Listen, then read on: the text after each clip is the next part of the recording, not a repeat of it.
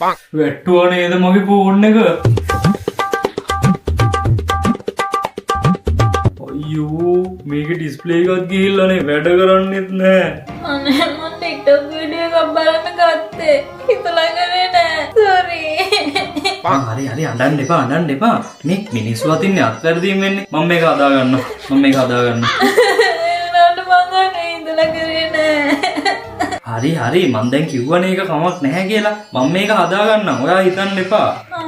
එහෙනම් හදාගමුකෝ අපි. හදාගමු. The next day. හරි මං තියෙනවා හරි බං හරි. වැද්දුව නේද ෆෝන් එක? මොනවද අප්ප කරන්නේ? ඔයාට ෆෝන් එකවත් පරිස්සම් කරන්න බැරිද? හරි ඉතින් සෝරි බබා. කැඩුනේ නෑනේ මං හිතලා කරේ නෑනේ අනේ. හිතලා කළේද? අනේ අන්නනේ ඕනම් ඔහොමමයි.